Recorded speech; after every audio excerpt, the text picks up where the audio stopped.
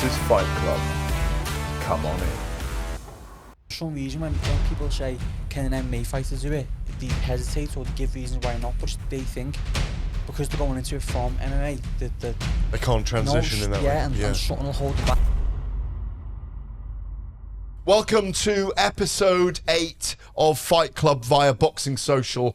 I'm Gareth A. Davies. Joining me today, Jack McGann. He was an MMA fighter, he's become a boxer, and he's headed to the very top. How do you do it? We find out. Dan Rafael joins us from the United States to discuss last weekend's matters in Las Vegas. Wow, how good was Terence Crawford? Stephen Taylor-Heath, the sports lawyer, joins us to talk about the current situation involving Conor Benn. And Martin Murray, who's training Jack McGann, joins us from some exotic location, apparently with no top on and tattoos everywhere. This is Fight Club, all coming up next.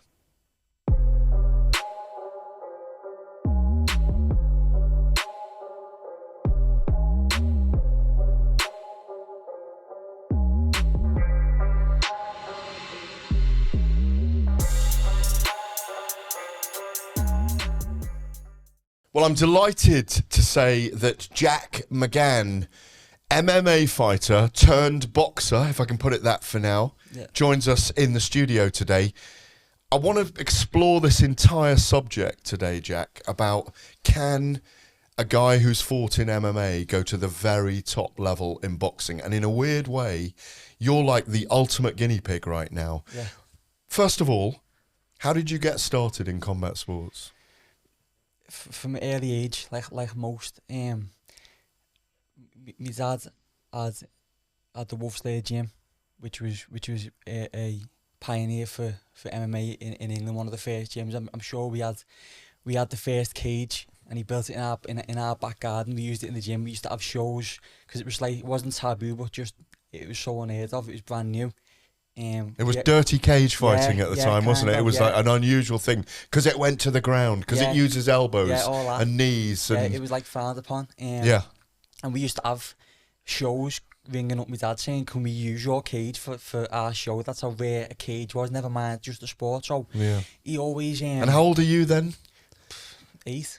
Really? 8, 7. Looking at it going, oh, I fancy a bit of that. No.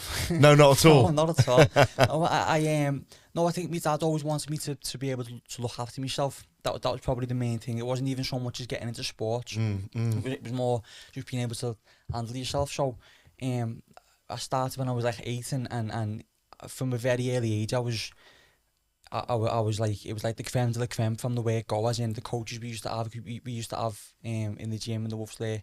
We used to have Brazilian jiu-jitsu black belts over, which was like, now it's the norm, but back then it was like really rare. So I had them guys teaching me jiu-jitsu. I had top boxing coaches teaching me boxing, and because it was my dad's gym, I sort of I was given a bit of a tough road in the gym. I was always given like the opposite of what people think, which is you sometimes get an easy ride. And let me just add to this, because I went there in those days. You had the likes of Czech Congo in there, Rampage Jackson, Quinton Rampage Jackson, Michael Bisping. I remember going up there and these guys were living there. I remember Rampage Jackson complaining about ice being on the mats in the winter. He couldn't take it. Yeah, we used to have, that's what I mean. One thing about the Brazilians, they used to, Brazil obviously where it's roasting, and then he was in the Wolfslayer, which used to be a sausage factory in Widnes, big freezing cold building. They'd be on the mats with tracksuits zipped right the way up with the hoodie and a scarf on, teaching it and going, right, here's what you do. It was just crazy, but that's what I'm saying.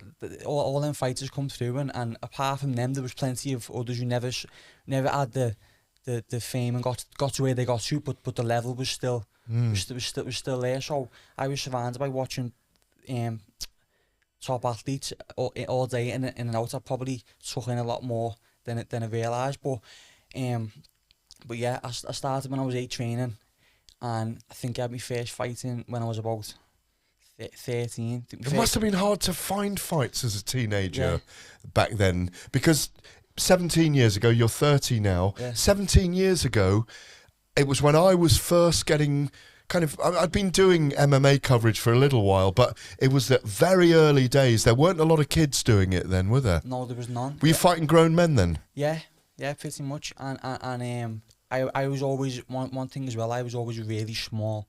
Not anymore. No, I was a late bloomer. So I think when I was 15, I had a fight at 55 kg, and I had to.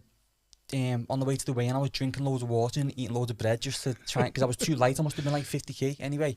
I think my first fight was I done an interclub at Thai boxing. I had a few of them, and then my first cage fight was against another lad who was I think we were both 13, and I remember it was in the Olympia.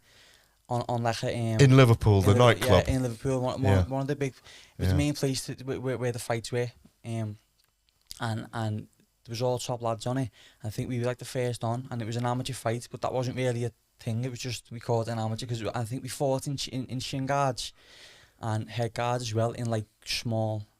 Yeah, we was in small MMA gloves, and there was no headshots, I don't think. But I'm sure the council was trying to stop the fight. Really? Yeah, because it was like, now the kids are doing it from like 12 years of age, and it's probably going. Some schools want it on their curriculum. Yeah, they talk about it as confidence boosting, self-defense. It's good for girls. Yeah.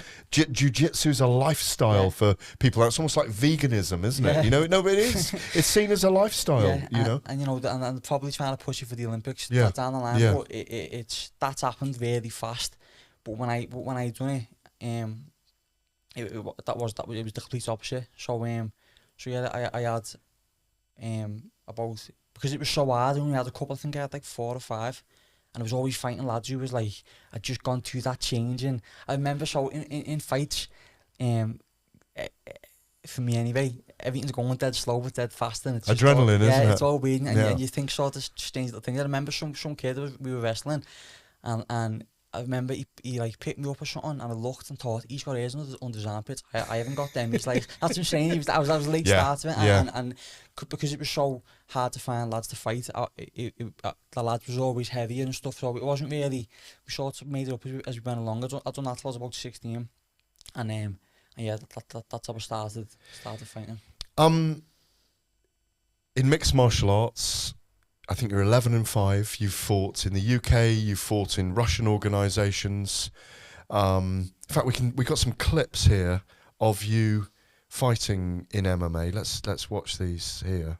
In the clinch there, doing your work, dirty boxing.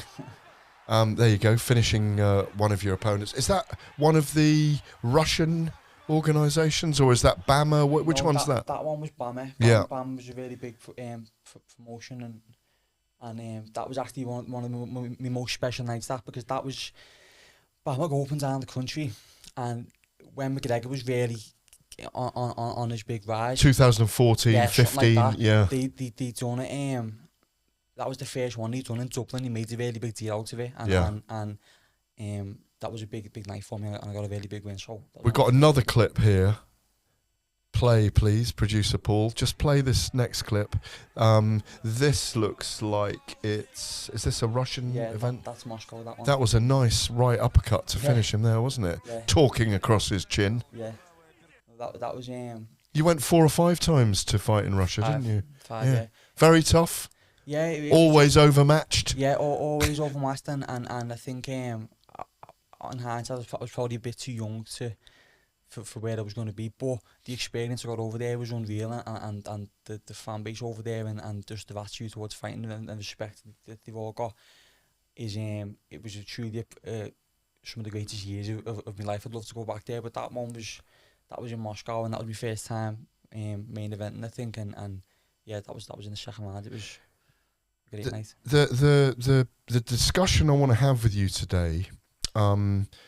We can see you here, I think, winning the IBO, I think it's the European light middleweight title, isn't it? Yeah. Getting your hand raised there. Trying to recognise that place. Is that the York Hall? Yeah, it's York Hall. It is the York Hall, yeah, with the stage behind there. A great moment for you. So you obviously you've boxed, like you say, you're boxing in the gym. MMA is the decathlon of fight sports, isn't it? You're training in literally 10 disciplines. You know, if you put them all together, there's 8 points you're using anyway, with fist, elbow, knees, feet. And mixed martial arts is the decathlon of fight sports. There's so many ways to win. There's so many ways to lose. Boxing's a bit different. It's a single martial art. Yeah. You've converted over after 16 pro MMA fights to box. Is there a greater love for boxing? Is there, you've had, I think it's 8 fights now, 5 knockouts. Everyone I talk to says you are an absolute handful at 154 pounds, light middleweight. The weight that Jamal Charlo is undisputed champion in the world at the moment. You are the first guy I can really see who is making a genuine play to go to the elite level in boxing from a background in mixed martial arts. What are the difficulties? What are the difficulties in doing that you're finding so far? It might be political, but it might be stylistic, it might be technical. Where are the issues for you in developing? Well, it's like you said there. There's a few ways to look at it. I think, political wise, it's just so different. So much stuff can get in the way, and the structure and everything. So I told you all the time, is the issues with boxing. Why is he not fighting him? Why is that not happening? Because there's so many moving parts in the middle. But you can talk about that all day. You can, and people either fall asleep over it or they get into. But you're very close to fighting for the British title, aren't you now? Yeah.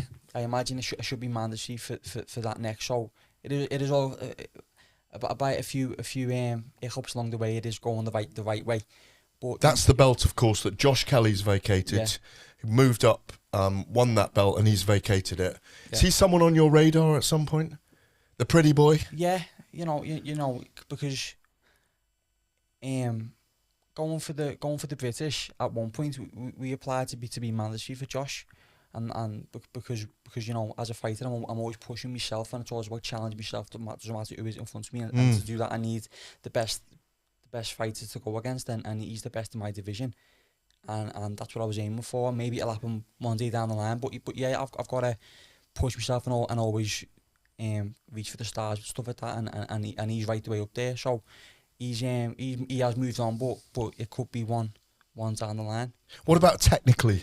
Technically is a bit. So if you would have asked me, so the thing about boxing is I've always took a bit of a shine to it, because what I do is I was one of the few MMA fighters who used to spar boxers in preparation for me MMA fights. I'd spar lads fighting in boxing fights at a good level, like Martin Woody, me coach now. I sparred him plenty of times. We'll talk to Martin in a while, by the way. He's joining us on Zoom. He actually, in order to get my pro license, the board had to watch me spar someone, and Martin was the one who come in and done it. Did you give him a pasting, did you, in front of the board? I tried my best. He's been in with a few good ones. Yeah, but it's come full circle now, and he's my coach. Anyway, I used to always spar top lads and that. And held your own, and held me own, and we're happy with it, yeah. It went from a place of being like, well, I always used to say, people used to ask me, because they'd watch me spar and do well and stuff, and they'd always be surprised if I had no amateur fights or anything like that.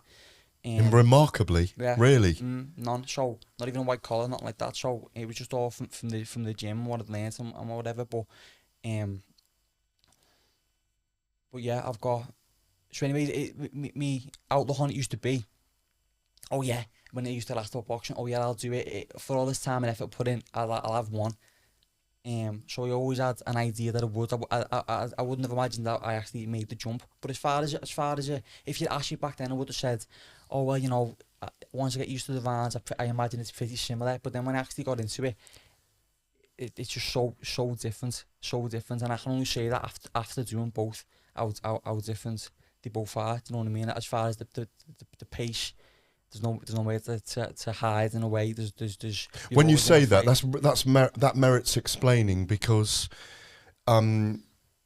it's an unusual way of describing it. No, it's hide, but it's very different from MMA, because you can clinch, go to the ground. You can. It has different paces. MMA, doesn't it? And also, you can lose in MMA, and it doesn't matter. Whereas in boxing, it does matter if you lose, but there's this thing about an unbeaten record in boxing. It's one of those. kind of misnomers that you might have lost a couple of fights. You fall down the ladder, but you can climb back up. But there's this thing, maybe people say, created by Floyd Mayweather, who went 50-0, or Joe Calzaghe, who finished undefeated, that there's this pristineness. And I think in a lot of people's minds, when someone loses, they lose something as a fighter. But Muhammad Ali lost 5 times. One of the greatest ever. Some of the greatest boxers in history lost a few times. And I think maybe we need to get away from that as well. And you know that from being in MMA, don't you? Yeah, you know, I've got a few losses, and some of them were ones that I probably never lost. Some ones I could have done differently, whatever. But I've learned so much from them. I wouldn't. A loss is a learn. Oh yeah, and that sounds like the most cliche statement you can make, but there's nothing true about it. So maybe there's guys out there who if that stigma disappeared, they would take bigger risks, and maybe you would see fights happen. And that's one of the great things about MMA is all the best go with the best, because a loss isn't really the end of the world. You know what I mean? It just depends on what run you're on at that time. Let me quote you from an article you did with, I think it might be in the Liverpool Echo. You thought it would be smooth. It's anything but. Yeah. MMA is harder to train, but sparring and boxing takes more out of you. There's no respite. It's a completely different preparation, and you're playing catch up. Yeah. So it's like when you explain then about there's so many disciplines in MMA. There's so many ways the fight can go. I've had plenty of MMA fights where you can do everything: kick, knee, elbow, everything but bite or whatever else. And there hasn't been a mark. We fought for 15 minutes. No mark. There hasn't been a mark on me at the end of it. And you're in small goals where any little nick gets you. And that's because if one person decides to fight a certain way, then it could be a wrestling match for the majority of the fight. You know, if someone's got someone's back or they're in a dominant position on the floor, nothing can happen for 3-4 minutes. That's most of the round, and then and then you're in. One of the big things people forget is you're in a 30-foot cage, 32-foot, whatever it is. So the space for action's massive. Yeah. And you know when I say that it's hard to train, it's because it's just hard on the body. There's so much stuff you've got to do. Wrestling takes it out of you, and then you've got to do your strength and everything else. But boxing, especially when it comes to the sparring, there's none of that. There's nowhere to go. All that can happen is you can punch one another. When you clinch, you get separated again. Yeah, there's no break. So it's different stylistically in lots of ways, and it's different physiologically in that sense. And is it just a matter of getting used to it then? Yeah, definitely. There's growing pains with it. Yeah, exactly. It's such a good way of putting it. Yeah. I think that it did take me a long time before it really clicked. And I like one of the things I remember when it switched over was I would never. Obviously, I've wrestled all my life. I'm strong in the clinch and that, but I would never use it because I'd be like, no, you can't do that, and I'd be like overcautious of holding on or clinching up or whatever, and that actually went against me, and yeah, it's just as I said before, if you'd asked me in the past, I would have said, oh, they're not that different, but they are. The night and day. We're going to get more into that. You're here for the entire show. It's fascinating for me, this, because obviously I've covered boxing and MMA for many years, and you could be the guy that shifts the paradigm, as I like to say. He's headed for the top. It's Jack McGann. Next up, Stephen Taylor-Heath joins us to talk about the situation with Conor Benn and UKAD.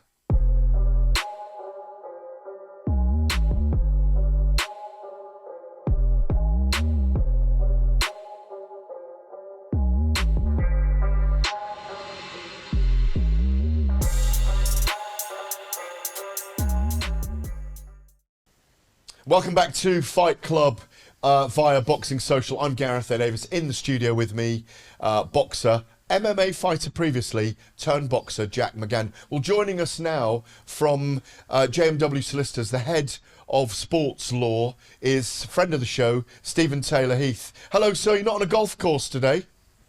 No, we shouldn't talk about golf. Apparently, we got some stick on YouTube for mentioning golf on a boxing show, so we won't do that today. No, it's absolutely fine with us. We are a multi-sports platform. It's great to see you. You look very well. I obviously, you spoke to us previously about contracts for big heavyweight fights. We talked about the Conor Benn testing positive for clomiphene last year. In the last week, last Friday, news broke, Stephen, through the narrative of Matchroom, Eddie Hearn and Conor Benn, that there'd been a repealing, if you like, a lifting of the temporary suspension or provisional suspension on Conor Benn during the ongoing hearing presented to UKAD in front of Sporting Resolutions, or the anti-doping panel that you're very aware of. You explained it to us before. It's like a court case, prosecution, defence, and the judging team. What's your take, first of all, on Conor Benn and Eddie Hearn coming out last Friday and saying they're cleared, and then a statement later from UKAD saying, we've heard the statement from Conor Benn and Eddie Hearn, and now this is our situation. We have 21 days to appeal, and a comment from the Boxing Board of Control today, or yesterday as it was now, saying that they are just going to sit behind what UKAD want to do, and there could be an appeals process.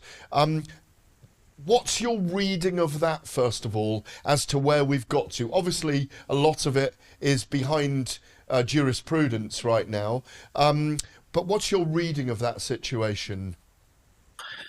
Yeah, well, my initial reaction to the statements coming from Conor and Eddie Hearn were obviously to see what UKAD would say in response before I thought about commenting myself. And UKAD have previously commented and said that, as a rule, they don't comment on ongoing cases, but they will respond if somebody, as part of that process, does make a comment. And they've done that on a previous occasion, and they've done that again here.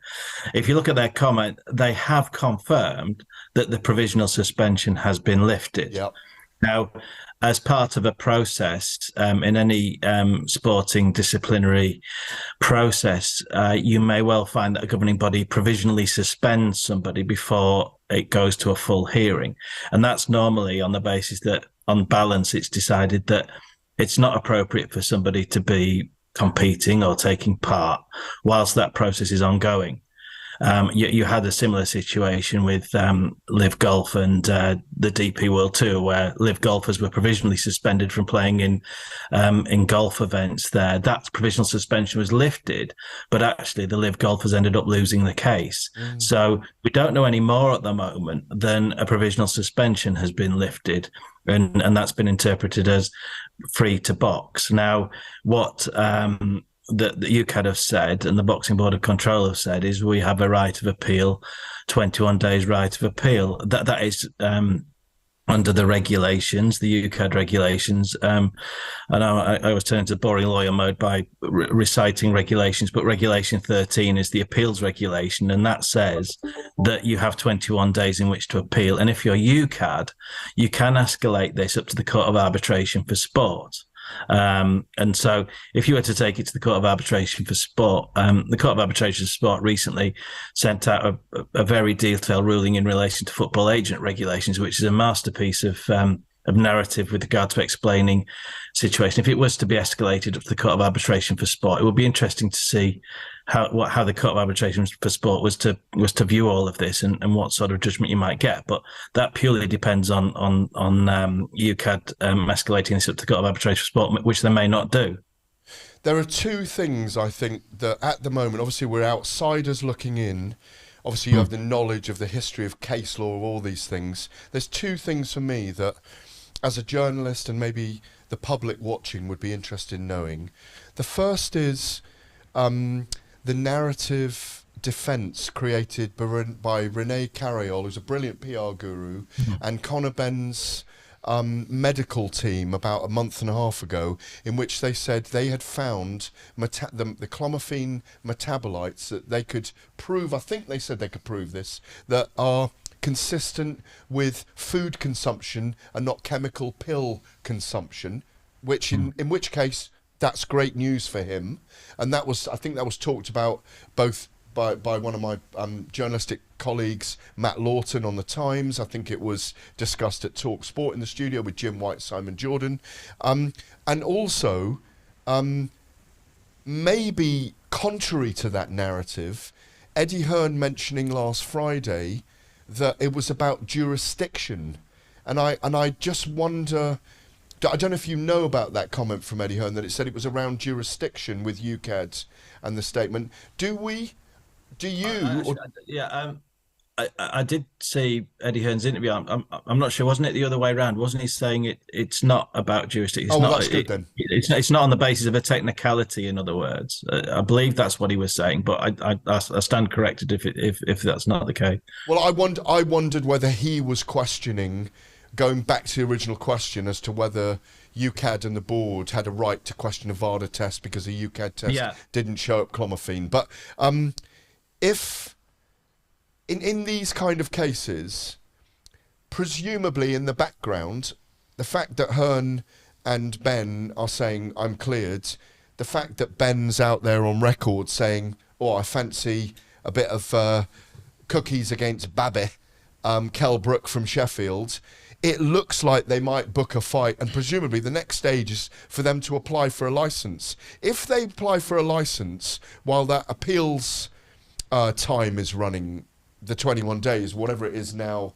it might be 19 days, are the boards likely, in your view, to say, no, we need to wait till the appeals time is over? Is the moment of truth? Does the proverbial spin around the fan when they apply for a licence now, and then we really find out where we are?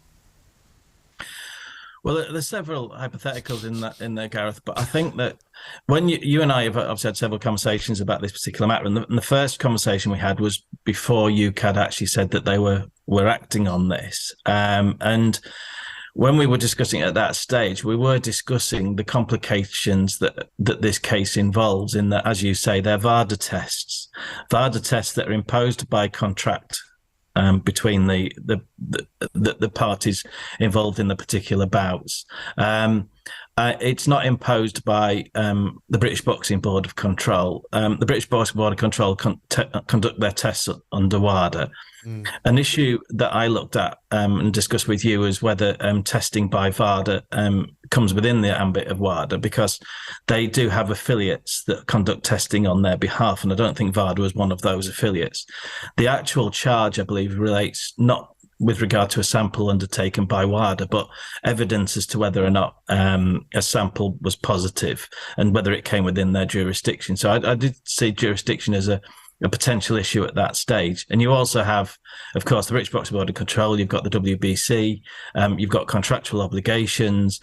If somebody fails a test, a VADA test, how do you deal with that contractually? And there's strict liability within all of this as well, isn't there? Yeah, so, but you've also got contractual obligations as well, and whether or not you act on a VADA test in a contractual context as well as a regulatory side. So there were so many issues in relation to this right at the outset before even any charges were brought. The point that you're referring to there is an interesting one, which is that if a provisional suspension has been lifted, then does that mean that effectively, and common sense would say that if a provisional suspension has been lifted, that boxer is therefore free to box. So he should be licensed and allowed to box, even if the case is ongoing. Now, as I say, just with my sports law head on, if you look at similar cases, as I say, I mentioned the golf and what have you with, the golfers, that they had a provisional suspension from taking part in European Tour events, and they were allowed to take part in those events pending a main hearing, which they lost. So in the interim, they were allowed to take part in those events. So if you apply that here, then that would suggest that in the interim, Conor Benn would be allowed to box. I think the reason that there's an element of speculation is that there is a big movement at the moment in sports arbitration and to have a greater degree of transparency. You'll be aware in the cricket, the Michael Vaughan case, that was in public, in inverted commas. There were no public there, but there were journalists.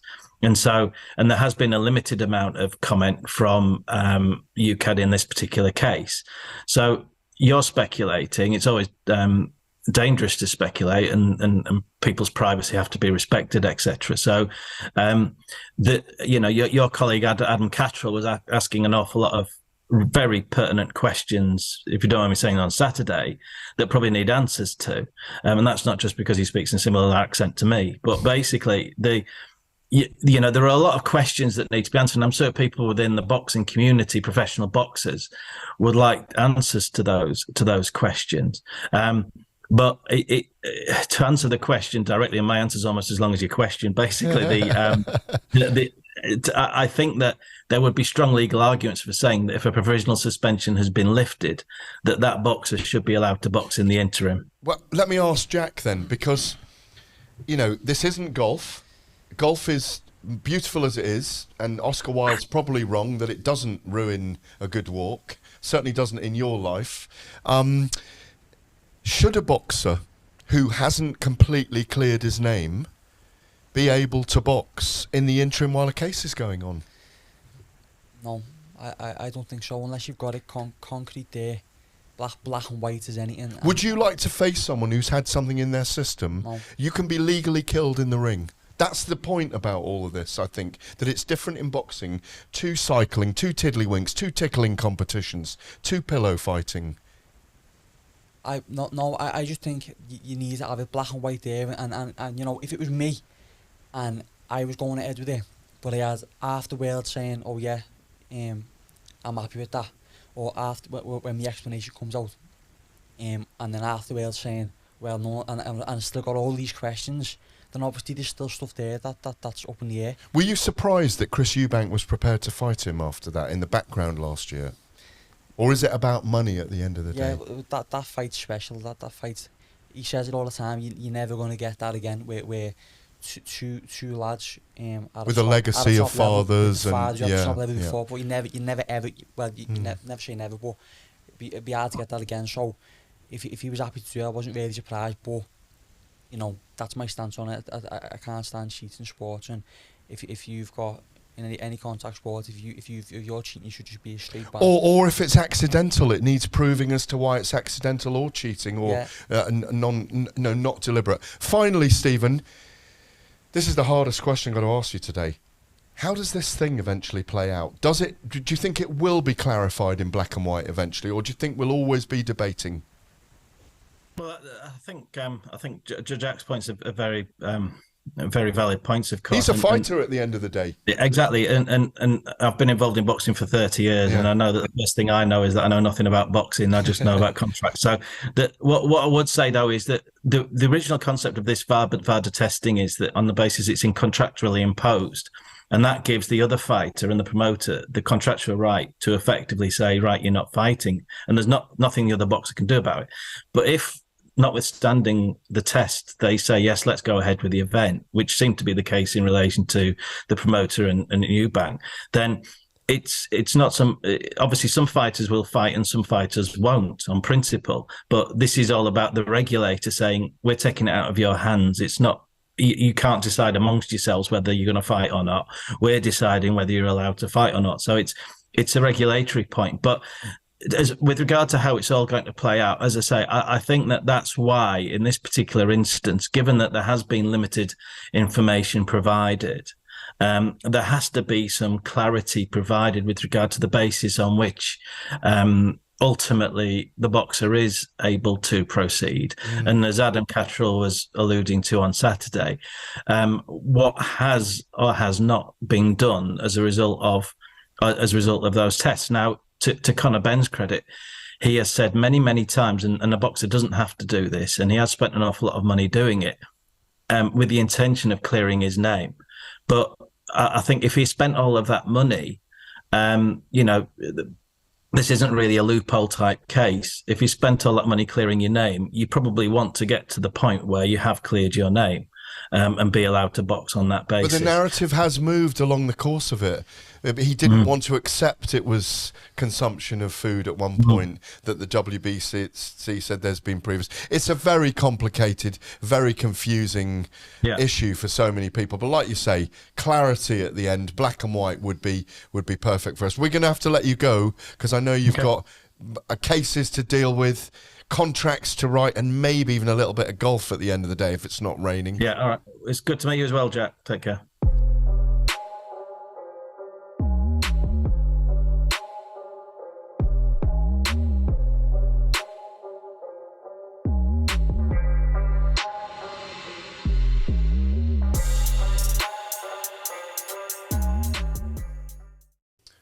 Welcome back to Fight Club via Boxing Social. I'm Gareth A. Davies. Jack McGann, MMA fighter turned boxer, in the studio for the entire show of episode 8. You have a name, a ring sobriquet, called The Pilgrim. Where does that come from? It causes a lot of confusion for a lot of people. Some people guess and think, is it religious, is it whatever? But like any nickname, you don't choose them any good one anyway. Yeah. And my answer used to be to that. I can't tell you, it's on a needs-no basis, it's classified. But the lads who give it to me said, "Great, I'm not bothered now, you can tell." And what it is, we've got a connection to lads who were in the SES, like really high up in it, and have been The in it for Special years. Air Service. Yeah, and they're into fighting, and they've been to plenty of me fights, and they come to one and watched and said, "He hasn't got a nickname, has he?" And he said, "No," and he said, "Well, let's call him the Pilgrim." And what it is, that's what they call themselves. So in the SES base in Hereford, the clock tower where all the names of the fallen soldiers are, there's a poem: "We are the pilgrims, master we shall go, yada yada yada." Say it slowly. We are the pilgrims. We are the pilgrims. Master we shall go, always a little further beyond that. So they're going to kill me because I forgot. But It's about giving. Yeah. It's taking the extra, going that extra Yeah, yard, taking the challenge. Yeah, but the pilgrims are their name. So like their little boxing team that they've got down here, they're the pilgrims. When they play footy, the pilgrims. So they give me that name, which was like an honour for me. Absolute and especially honour. for someone like me, I grew up playing Call of Duty where you play as the SES and everything else, and it was really special for me. And the lads there, I'm still great friends with them to this day, and we still go down, and there's a lot of fun to be had on the base. But yeah, that's really. So you've been to the base. I've seen your father Anthony has sent me a couple of clips. I don't want to run them today, but that you're on the range with them and everything, and you've trained with them, and tough guys. Yeah, tough guys, and unusual lives. Yeah, so unusual, and they're all so strong, but they all just look like the most. You put them in a crowd and said, which one of them are in the SES? If you had to guess, you'd never get it right. They're not the big muscular tattooed. They're like schoolboys, but they're all yeah. the most polite, nicest people I've known, which is why they're still my friends. And I think. Well, you strike me like that. Yeah. A quiet gentleman until riled. Yeah. Well, it's just they've went through their whole life with discipline and respect for people and everything else. So I think. They can't respect what I do to the fact they get in and fight someone else, and they sort of look at that in a good light. But no, they're some of the best lads that I know, and that name's an honour for me to have. You can carry that name of the Pilgrim in with you every time you walk to the ring. Yeah, that's it. Amazing. There's a documentary out about your life as well. Is it on YouTube or on Amazon? Tell us about that. It's fascinating, and it goes into your whole life, doesn't it? Yeah, so... What's it called? It's Jack McGann from Cage to Ring. And what it was, when I made the switch to boxing in 2018, I think that's when McGregor fought Mayweather, or he was just about to, or he just had, and it was hot on everyone's lips, that crossover thing. And it's like why I'm sat here today. I fought at a top level in MMA around the globe, and I was making the switch, and it was a good story. So... that's what it's about, and we got plenty of, you know, I can honestly say, like, I'm a person who I can't stand the sound of my own voice watching interviews back. It goes to me. But that I can honestly say the way we've done it was done so well, and it is a good watch. It's on Amazon. I'm not on any kind of commission, so I'm not trying to sell it, but it is a good watch, and it's just a story of it's the question that's getting asked all the time. Can someone from MMA make it in boxing? Can they? Yeah. And can they? Yeah, I'm proving that. To the very top level? Yeah, and I'm proving that now as a goat, one step at a time. Fascinatingly, last night I spoke to Nate Diaz, and have a little look at this, Jack. I asked his advice. He's obviously having his first boxing match on... Just hold it a second. He's having his first boxing match on Saturday. Yeah. Against a guy who people will say has only had one boxing match against Tommy Fury, but he's fought several MMA fighters, very old MMA fighters, Anderson Silva, Tyron Woodley, Ben Askren. I had a chat to Nate, and I asked him about you. Have a listen to this.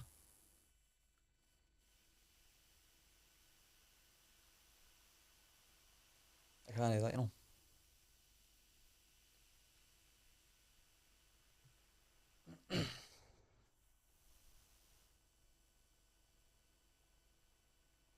Knockout. Yeah. Stoppages. Paul, And, can you just play that again? Can we just do that again? Yeah. 10 years ago. Yeah. So, are you ready at the beginning again? I just want to ask you. Okay. Take a look at this, Jack. Nate Diaz with me last night. 10 years ago. Yeah. One more, Gareth. I just want to ask you finally. I've got a young man in my studio show tomorrow on Fight Club called Jack McGann, who's had 11 MMA fights, 10 knockouts, 10 stoppages, and 10 first-round finishes. And he's now 8-0 as a boxer. Can an MMA fighter, a young one, make it into boxing and become a world champion in your view? Yeah, I don't. Well, it depends on who they are and what they're doing and how committed they are. But it is possible, yeah? Man, who is the person? I don't know. Jack McGann, yeah. What advice would you give them if they're 25 and they're just they're putting their MMA career on hold? They're a very decent boxer. What advice would you give them? Wait, that was his record in MMA, and now he's fighting in boxing? Yeah, he was 11. I think he's 11 wins in MMA with 10 stoppages. Correct that one. And now he's 8-0 in boxing. Are you training this guy? I'm not training this guy. No, I don't train people. I commentate. He's on my show tomorrow, and I want to know, you as a veteran, what advice would you give him? He better do everything right, and he better commit to what he's doing. That's all I can say. All right, brother. It's lovely to see you. Go well against Jake Paul. Make sure you win for the old guys, yeah? Yes, sir. Good to talk to you. Always. Lovely to see you. Cheers, buddy. Thank you. Have a good one. Cheers. Thank you. Thanks. Are you training him? He's some character, isn't he? Yeah, and I think he even before he said that he wasn't nice. He just stuck with the very simple answer. But I'll take that. Even my name getting said to Nate Diaz, I love that because I love him as a fighter and I've watched him for years. So that was special. Sacrifice, do all the right things, commit. It's just the same as what it takes to get to the top, no matter where you come from, who you are, what you're doing. You know what I mean? It's a process, isn't it? So it's a fashionable thing to say, but it's a process. Yeah, I think maybe the way you've just asked him that question, that's exactly what the documentary was. It was just some people said yes, some people said no, and then give the reasons for and against. But I think it's more if you just said to someone, can you take someone who's starting fighting at 25 and go into boxing or whatever and get to the top? That's what I said. You're starting at 25, going into boxing. That's what I'm saying. I'm saying if you take anyone, not just from a boxer, if you said, okay, you get someone off the street and they're 25 and they're just going into combat sports, can you make it to the top? You'd say yeah. But for some reason, when people say, can an MMA fighter do it, they hesitate or they give reasons why not. But it's, and I think that's because they think, because they're going into it from MMA, that they can't transition in that way. And something will hold them back and they just won't be able to do it. Because if I said to you, I've got some fella he works for Amazon, he's going to go into boxing, can you make it top? And you'd be like, well, yeah. If he and give the same stuff he said then, if he's dedicated, if he puts the right work in. But for some reason, coming from MMA doing it, people hesitate, and I think it is because they look at it as something, don't know what it is going to hold them back from being able to achieve that. Do you know what I mean? Well, in your corner, who is actually training you, it's obviously not me, it's Martin Murray, an absolutely brilliant fighter whose career I covered and who had top-level fights against the very, very best in the sport. Martin joins us now, and let's talk to him about how you're progressing.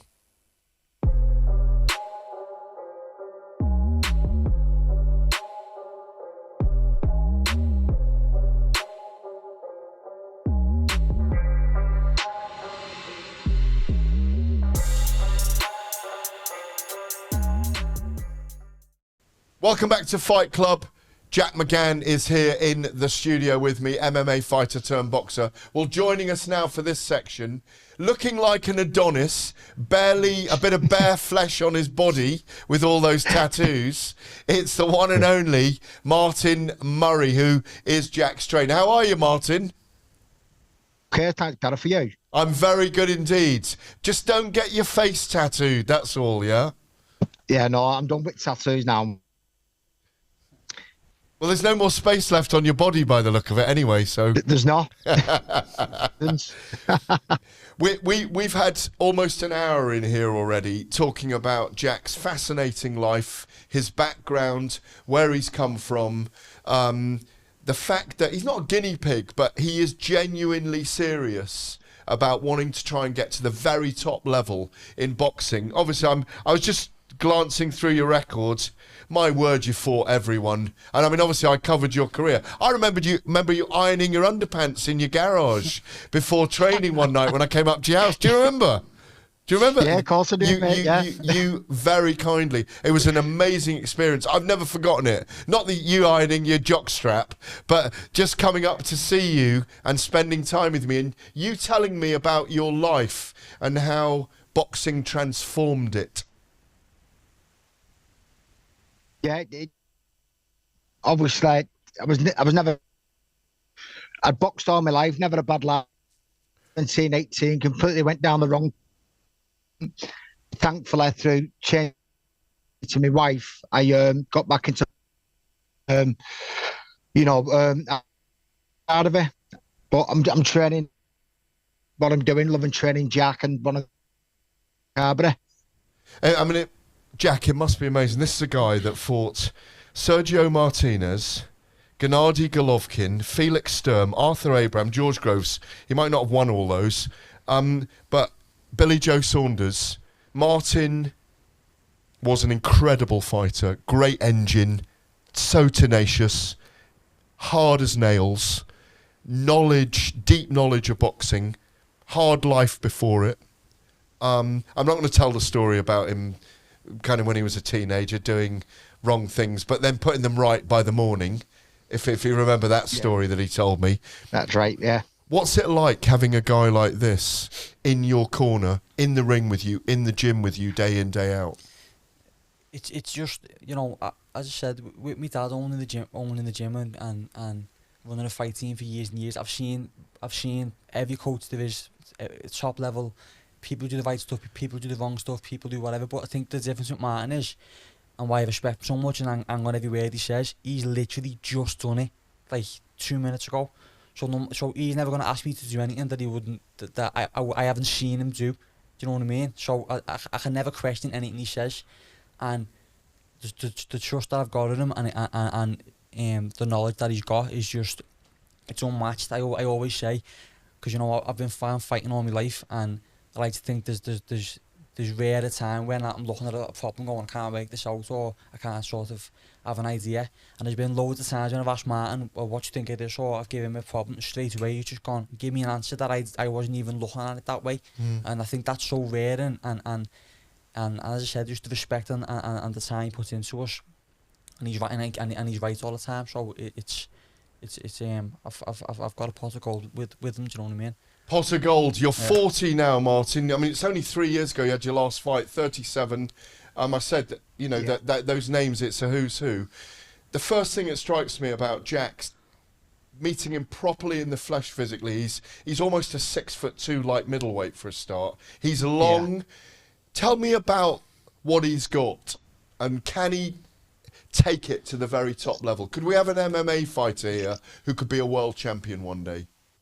Without a shadow of a doubt. I mean, first of all, as you'll know after meeting him, he's a lovely, very respectful top lad. But I mean, regarding him, I don't know if he's told you about this, but years ago, Jack, didn't we? Yeah.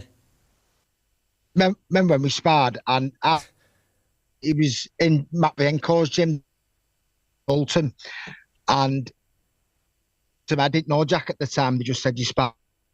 Laddie just turned over from MMA, and I thought, this is what. Man, he's MMA. He's not. I got in the ring with him, and found out that his stand up was brilliant. He knew his way about a ring, but and the thing is, we say this to him, is he's got work without even trying. So we've been doing for nearly on 2 years now. More defend because the lad can naturally fight. He's always got that fighting instinct. He's all that world-class power. So for thinking a little bit more, getting him in box a bit more, and just say shots and combinations to get teaching my knowledge, what I've learned over the years, to be coached by 2-3 great coaches, obviously Oliver, Jamie Moore, Nigel Travis. So I'm just passing on all my knowledge that I obviously through to the flake. But he's definitely to go to the top of the world. But the most, like I tell Jack and like I tell his daddy, he's mental and physical. But I'm thinking a lot more. When he gets there, and he can definitely do it. And you know, it's mad when you think about it, especially with this big in that. And you think, how does an MMA fighter could up to a professional boxer? Jack's a shining example of MMA fighters can box and turn out world class. So I'm very, very excited about what he is coming up. He's won his first title, and we're hoping that he's going to get some big. Martin, thanks very much for joining us today. We look forward to this journey with you and Jack. Don't forget to put your shirt on when you go for dinner this evening, that's all. Yeah, don't frighten anyone. See you later, you Adonis. Great to see you. Thank you so much for joining us on Fight Club. Okay, Gareth. Speak to you soon, mate. Take it easy. Cheers. See you later, mate. Cheers. Ta-ra. Martin Murray, what a legend he is. And of course, he's going to be taking Jack to the very top. Next up, Dan Rafael joins us from America to discuss Terence Crawford and Errol Spence at the weekend. My word, how good was Crawford? Rafael was there in Vegas live. All that next.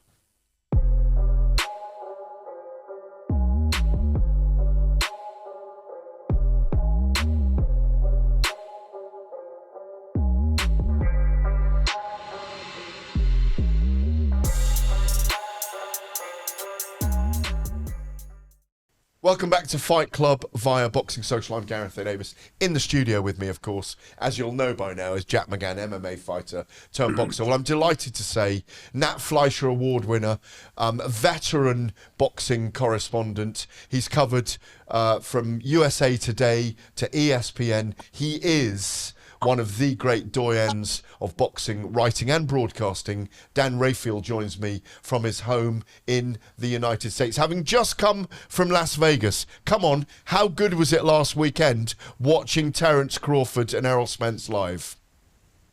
Listen, I've watched them live a lot of times, but it was a real privilege to watch them live against each other.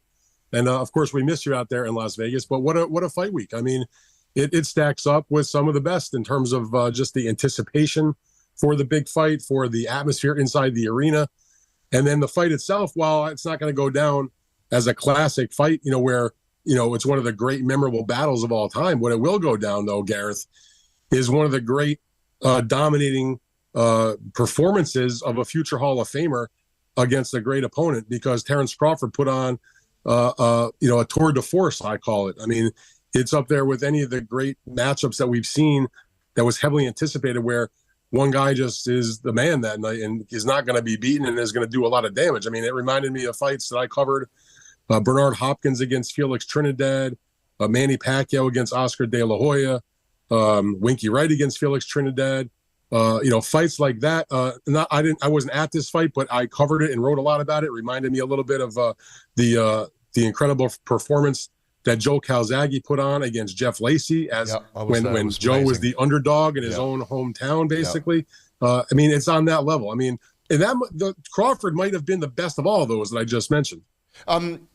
A lot of discussion in the aftermath as the dust settles is from doyens over here in their 80s, people like Colin Hart, who you know and has been a mentor of mine for almost 20, 30 years, is that he covered the era of Sugar Ray Leonard, Duran, Hearns, Hagler, and he reckons that Terence Crawford he witnessed on Saturday night, Sunday morning over here could arguably have beaten Sugar Ray Leonard. And I'm positing that version of Terence Crawford against a prime Floyd Mayweather, maybe the one that beat Zab Judah in 2006. I think that's a very close contest, and I might even call it for Bud Crawford. Listen, I'm not going to sit here and tell you that he beats Floyd Mayweather. I mean, I don't want to get too drunk on what he did the other night. I learned my lesson a long time ago not to pick against Floyd Mayweather. But he's in the conversation. Let's put it like that. If you stuck a group of guys in a group photo and said, pick out the guy that doesn't belong, and the photo included Sugar Ray Leonard and Floyd Mayweather and any of the other great welterweights we've seen, and you put Terence Crawford in that group also, you'd be hard-pressed to say he's the one that doesn't belong. He's a brilliant fighter. And in terms of Floyd specifically, he finished his career undefeated, and he fought a lot of great fighters. If there was one small chink in that armor, that's even a small one, he was troubled by southpaws to some degree. You mentioned Zab Judah, which is what made me think of it.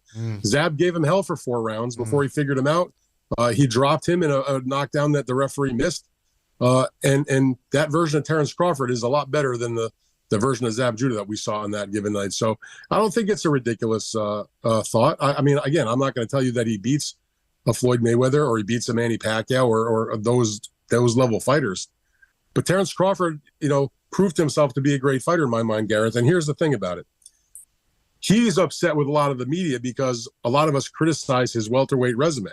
He'd come into this fight 7-0 in welterweights against, some good opponents, but nobody great. And the 2 name guys, Kell Brook and Sean Porter, who he defeated by knockout, were guys that had already been defeated by Errol Spence, when they were much fresher fighters. So my position is, yeah, his resume at welterweight was terrible, but he is a great fighter. And those 2 things can both be true at the same time. Now he's got the undefeated Errol Spence on his record, and it backs up and justifies and makes everybody understand 8 stoppages that in those 8 fights. Those big fights, he was still a great fighter. And 8 stoppages in those fights. Yes, all welterweight knockouts. I think he's got 10 knockouts in a row. Yeah. And he's done it against a pretty good, great of opponent. One thing I've realized, he's always been a guy that can knock you out because he always had, all through his career, he's scored knockouts.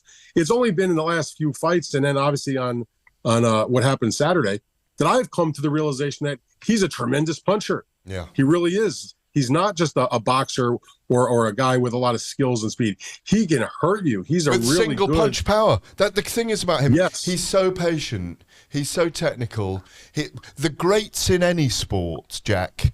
The greats in any sport make it look easy, and for some reason he just makes it look easy. I mean, you watched it on Saturday night. Dan's waxing lyrical here. He's always on the money, is Mr. Rafael.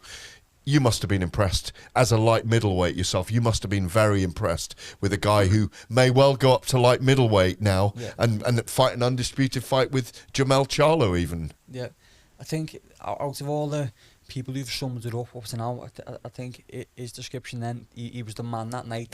That's what he looked like. He was just a man. And I think the most impressive thing is he obviously has got the ability to.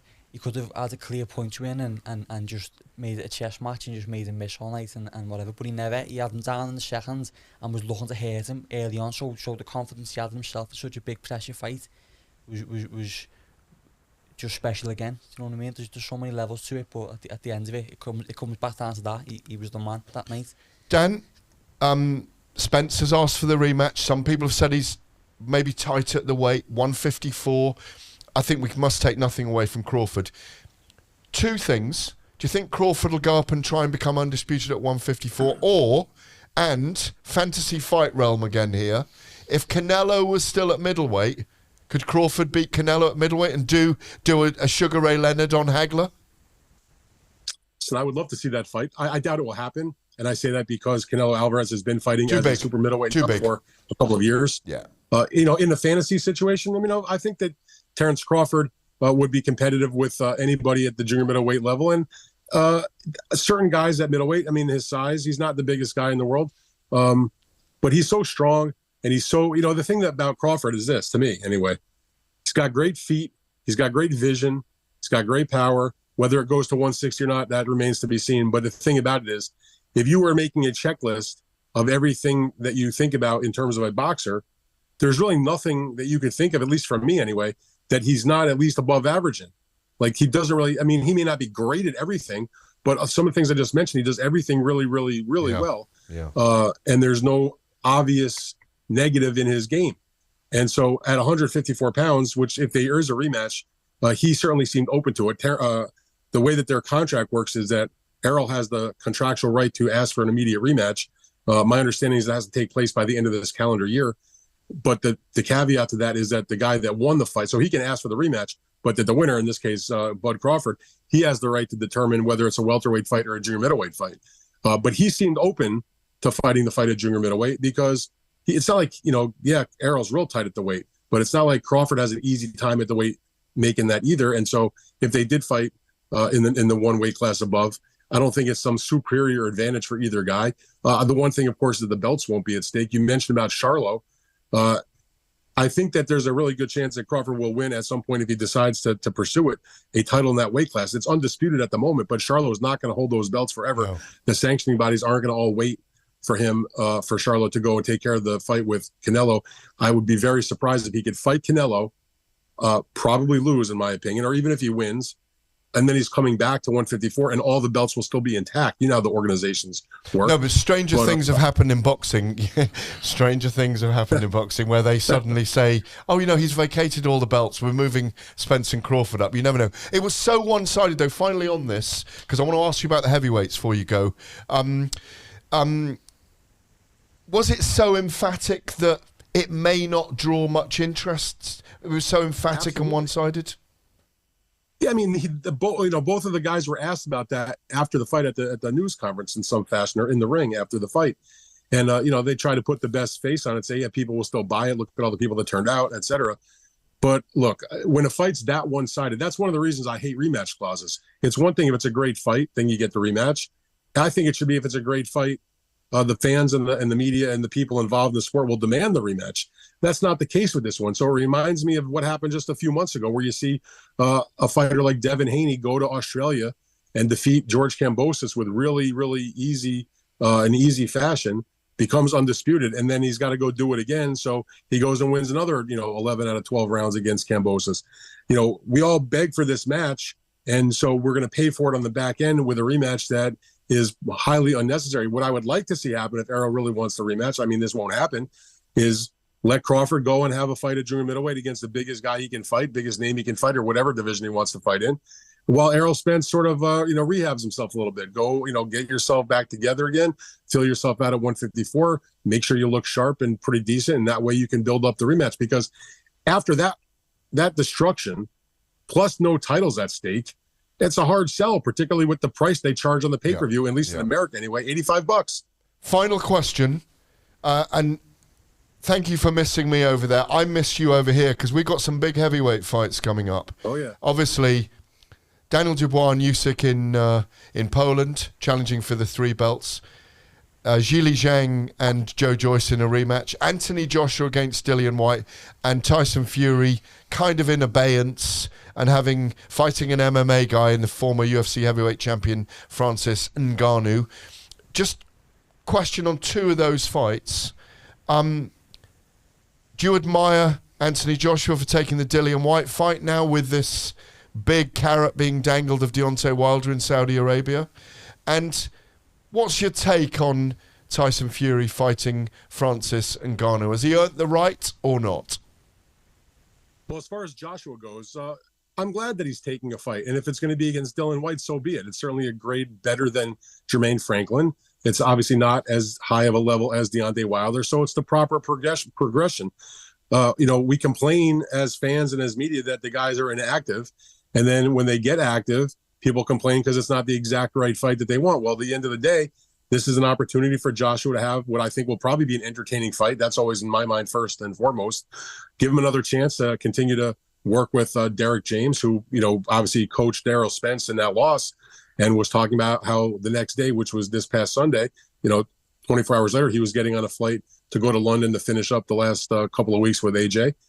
So I've got no problem taking the Dillian White fight, as long as it leads to the Deontay fight, which is supposed to happen in December or January, if he is the winner. So I think it's a good thing for Joshua to be active. It will give him if he wins and the Wilder fight comes off, it'll give him 3 fights in less than 12 months, which he hasn't had in several years. So I'd have to go back and look. I think it may not be since 7-8 years. It's probably not been since he won the IBF title from Charles Martin in the first place. So correct. This is good for him, I think. So that's number one. As far as the Tyson Fury Ngannou situation, I know there's been a lot of people, a lot of diehard boxing fans in particular, that are upset by it because they're not getting the Usyk fight for undisputed. They're not getting Fury against Joshua. I've said this before, Gareth. I'm not mad about the fight. And yes, he has earned the right to take the fight that he wants. If he can make crazy amounts of money for a fight that's easy, in my opinion, relatively speaking, no fight's easy, but compared to fighting any of the other top heavyweight contenders, he probably can make more money for less work. I mean, I think we'd all like if somebody would pay all of us a lot of money to do less. I mean, we'd all take that in a heartbeat. And for Ngannou, who I don't really know a lot about, but everything I've read about him, seen about him, heard from him in interviews and stuff, seems like a real stand-up guy, like a nice guy, like a guy you could root for. How could you not be happy for him to go get the biggest payday of his life? My understanding from some of my MMA covering friends is that he's going to make more money to fight Tyson Fury than if you took every purse he ever made fighting in MMA and added it together, and he'll make millions of dollars more than that. So, again, I have no problem with the fight. People said, oh, Rafael, you should boycott the fight. You should not write good about the fight. You should write bad about the fight. I'm like, I'm not doing that. I'm going to buy the fight. I'm interested to watch it. What my one caveat is, I'm annoyed, kind of disappointed, if you will, because Fury spent so long teasing us about, I'm going to fight Usyk. Got all the way to near the end of the deal and then made the term so onerous that Usyk had no choice but to not do the fight. Said, I'm going to do Anthony Joshua. It took 30 seconds to accept the offer. And there's lots of other good heavyweight contenders out there. So he's taken the path of least resistance after teasing us for a long time. He should have just said, look, I'm going to make this crossover fight. A lot of people want to see it, and I'm going to get paid. I think I would respect the honesty. Dan, it's always great to hear from you. Now, I want to mention, you have a fabulous boxing, it's not a newsletter, it's like a stream of coverage. Fight Freaks, of course. Famously on ESPN, you used to do, you were one of the very first to do it when the internet was going viral. You did a chat, I think it was on a Friday night, wasn't it? Well, Friday afternoon, my time, yes. Yeah, and it was live. I remember coming on it myself sometimes, and you pay the man, Shirley, and all these great lines you came up with. The good old days. In the good old days, it's still the good old days for us. Tell us now where people can subscribe to your newsletter. It's not thousands of bucks, and you get, I think, because I'm a subscriber, it is beyond par, one of the best places to get all the coverage in the world, plus the schedule of the entire boxing world. Tell us how you can get it. Well, I appreciate your subscription, number one. It is a newsletter, but you also can visit the website. You just go to danrafael.substack.com. You punch in your email address. You'll get the blast of the posts and the newsletter that I do blast out. And that comes out, usually once a day. And the fact is, if a lot of it's for free, but there's also, obviously, we all got to make a living right there. And so there is a subscription-based thing for a small fee that helps pay the bills and get all the extra coverage. So that's what I've been doing for the last couple of years, and it's been a beautiful thing. I'm humbled by the response to it. It's people seem to enjoy it. Boxing fans can't agree on anything, but I've yet to have anybody tell me like it sucks. I'm thrilled. I'm glad they like it. I have a good time doing it, and I'm able to make a living. And so if people just hit up danrafael.substack.com, they can come right to their inbox. And they also, let me tell you something, Substack, which has newsletters about every topic you could possibly want, whatever sport, whatever, anything, politics, religion, education, entertainment, you name a topic. They have an app that's absolutely fantastic. I can also get my stuff on a phone alert if you sign up for it, which is free. So it's very convenient, and it's a lot of fun to do. You are absolutely irrepressible. It's great of you, by the way, after a very busy week in Vegas. I know what it's like. We work 18 hours, we sleep 4 and play for about 2 while we're eating. Joining us at 7:15 in the morning, your time, in your state. Thank you so much for joining us, Dan. It's always a pleasure. Well, Gareth, there's not a lot of people that I would voluntarily get up for at 7:15 if I didn't have an airplane to catch. You're one of them, so thank you for having me. That is an absolute pleasure. Dan Rafael, thank you so much indeed. You bet.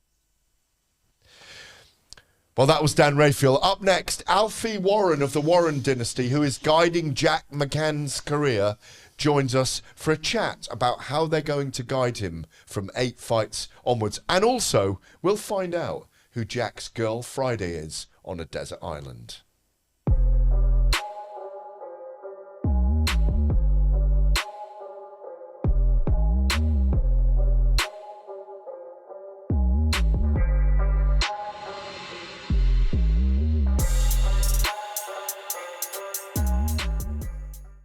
Welcome back to Fight Club. I'm Gareth A. Davies. Jack McGann still in the studio. It's the end of episode 8, but I've also got Alfie Warren here now, part of the Warren dynasty. We know Warren and boxing are 2 synonymous names.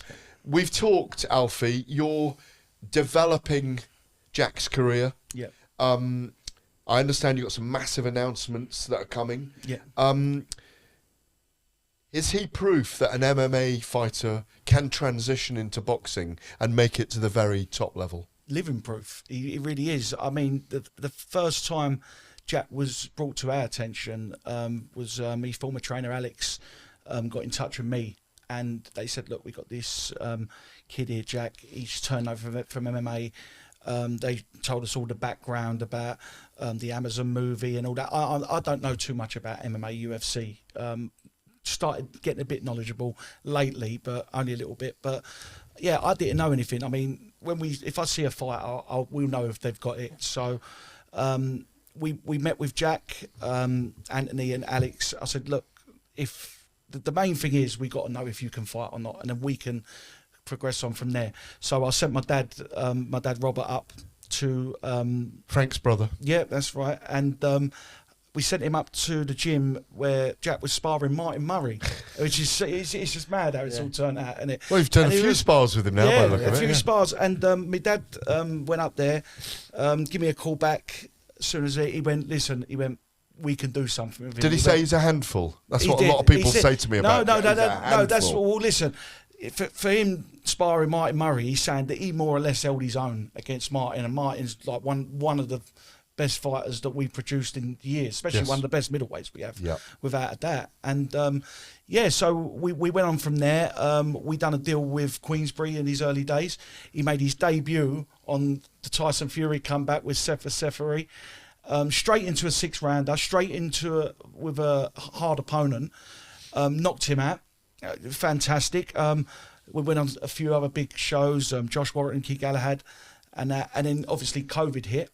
And we had to reset, so we took a bit of a break away from Queensberry and that. I mean, as they was coming back, we just needed to get him active, and what we wanted to do was progress it our way. And with the sponsor that come in at the time, Power of One, they was willing to invest in Jack, the money and all that for the right fights, and they've worked brilliantly with us. Let me ask Jack about that. Power of One. It's an animal charity. There it is on your. Yeah. T-shirt. Tell us about them and why that's been helpful for you. Because boxing is political, isn't it? And if you've got a backer and you've got a sponsor, that's a massive kickstart, isn't it? Yeah, well, that's what it was. It was when COVID was on. I was working. I stepped back from fighting. What were you doing? I was working on the roads on really tarmacking. Water. Yeah. Wow. And, it was night shifts, getting double, Sundays treble. First time in my life. We've all been there. All the time. First time in my life I've had money. Like, it was honestly. It was a good little change, but I've so. That's what it was. The deal with Queensberry was up, and we just let it expire because we didn't know what was going on, and we didn't want to anyway. So then in that middle ground, there's this sponsor, the Power of One. It's an animal welfare charity specialising in dogs, and they save dogs from all over the world and give them new homes and everything else. And you're clearly a dog lover then, yeah. Yeah. That's what's good though. The way things come full circle. The time I spent in Thailand years ago training, I spent like 4 months there. Living in the gym, and I seen all the dogs getting mistreated, and it's just funny how I've ended up being with somewhere I can help. Do you know what I mean? But the charity, the woman who runs it is Samantha Hutchinson, and she literally changed my life. She's the one who is a backer, as you put it, and puts money forward. Nothing comes from the charity, obviously, but I'm an ambassador for the charity, and she supports me. But with that, Is that training, travel? Yeah, and even for events and covers the cost of opponents, so that takes the stress from tickets. I still sell tickets and everything. The old-fashioned way. Yeah, but it's we've just been able to do it different because of that, and you know, last year I thought, like an example of doing it different. We had a fight in Liverpool on top of the Shankly Hotel on the roof. I've heard about this. Yeah, it was special, you know, and it was one of the best nights of my life. Never mind fighting, and everyone who went there that night said it was special. And it truly was. But that's what I mean. We could do things our way because of hearing and with the help of the charity. Alfie, let me ask you. Jack's 8-0, 5 knockouts. I say you've got a big announcement coming in a couple of weeks' time. Yeah, absolutely. Yeah, I mean, how big? Very it's big. Not a world title fight, is it? No, because it's British title level at the moment. Not at the moment, but a very big announcement coming. You know, I'm just really pleased the way we've progressed him on with that. You know, it has been a team effort. It's been, you know, ourselves, Power of One, Jack's dad, Anthony, Martin, everyone, and you know, we've really matched him up well and progressed him on well. And now, you know, he's getting recognised now, and this is ranked number 5 in the UK at the moment. Ranked number 6. 6 in the UK. Yeah. If you get the British title, you're hoping to get that this year, no? Yeah, no, we are. We're in prime position for the British title. I know that's being fought by Samuel Antwi and Mason Cartwright. That's right. We're due to fight the winner of that fight, so we're in a great position there. What about world rankings? World rankings, well... Does that come after? Yeah, Are you ready for that? Well, do you know, I mean, we wanted to go down sort of the traditional route, but the fighters that you picked up a trinket. What, British, European, Commonwealth? I'd like to do that because I look at the domestic scene, especially you got your Sam Antwi's, Mason Cartwright, Sam Gillies, Louis Green, and they're all in prime position. I think he stops all of them. I really do believe that. And it is a testament because we've, with the backing of Power of One, we've had the money to offer some of these domestic fighters, and they have turned it down. So, I mean, they must see something in Jack as a threat because they've turned more or less, you know, TV money down to fight him. So, you know, everyone says it about the MMA guys and all that, but some of these guys that have been boxing all their life have been turning down this MMA fighter. So they must be doing something. He must be doing something right. So yeah, and I think a part of it is if you get beat off me, you've been beat by the guy who's had no amateur fights, who's only had a couple of boxing fights. Who's come from MMA. That's right. It's worse. I think there's a stigma there. Yeah, it's where I imagine it'd be worse than just getting beat off someone with the. So it's kind of worked against you in some ways, weirdly. It has, but then we have had the backing to give them that. The reward for the risk. You're playing that game of chess with them, aren't you? Of course. Or that game of poker, rather. And what we've been doing behind the scenes has been trying to get him into the mandatory slots, which we more or less have done now. For the English title, we had a British eliminator with Lee Cutler. My brother Fred agreed that with his team, and then when that was ordered by the board, he pulled out. So I mean, we was sitting there not wondering what was going to happen, but. With lengthy talks with the board, we've got that situation sorted where he can contest for that title. I'm very confident that he can win that title, but he's in such a fantastic position, and I think really, I think it was a blessing in disguise that we didn't actually. We let that contract with Queensbury go because I think that we become the master of our own destiny and done it our weirdly, way. even though it's your own family. No, absolutely. Listen, listen. I was happy to do that. I mean, so you're just navigating your route, aren't you? But as we've seen, look at Bud Crawford at the weekend. Exactly. Free agent. Exactly. You know, he might be the light middleweight king in a few months' time. Well, listen, you might have. I know you're not ready for him yet, but you might be calling out people like him. We've had discussions with several people that want to work with him anyway. So we've got plenty of people that are interested in Jack now, and you know, we keep saying this our work behind the scenes, but do you know what? You got to do it in the ring, and he's been doing it in the ring in style, and he's just such a powerful man. And I don't blame anyone wanting to get in the ring with him. Not wanting to get in, yeah. No, I don't blame him. But he's going to come to a stage now where, you know, he's going to be up there now, and people will be calling to There'll be all the proper tests. But they will. You ready for it, Jack? Tests. Absolutely. Yeah, more than ready. And you know, always ready, born ready. Yeah. And with the team, I trust what their decisions, no matter what. The guidance I've had so far has been perfect, and they tell me to walk off off a short period, I'll just go, okay. You know what I mean? Well, I'm going to let Alfie off the hook for this one. The final question I ask every studio guest, but it's the fighters, not us civilians, if I can put it that way. You're marooned on a desert island, yeah? And it's beautiful there, and you've got to have a girl Friday with you, your perfect girl. Who is it and why? Just a Friday. No, well, you can have her every day, but she's your girl Friday. Well, considering me girlfriend was texting me good luck so many times today on the way in. Let me just get the list out of all the girls I can know. Who is that? What's her name? My girlfriend Katie. If it's just for the Friday, yeah. Any longer than that, we'll probably start arguing. But the Friday's okay. So yeah, my girlfriend Katie. Alfie, thank you for joining us today. Absolutely brilliant to hear the background to the growth of Jack in boxing. Yep. Jack, it's been an absolute pleasure having you in the studio. Fantastic story. Don't forget to watch his documentary on Amazon and follow his progress. And this big announcement's being teased. I cannot wait to hear what it is. Thank you so much for joining us today. Thanks so much for having me on, Gareth. Great to have Jack McGann on today. Alfie Warren with him as well in the studio. My thanks to our other guests for joining us. Trainer Martin Murray, Dan Rafael from the United States, and the lawyer Stephen Taylor-Heath. You've been watching Fight Club. I'm Gareth A. Davies. We'll see you next time.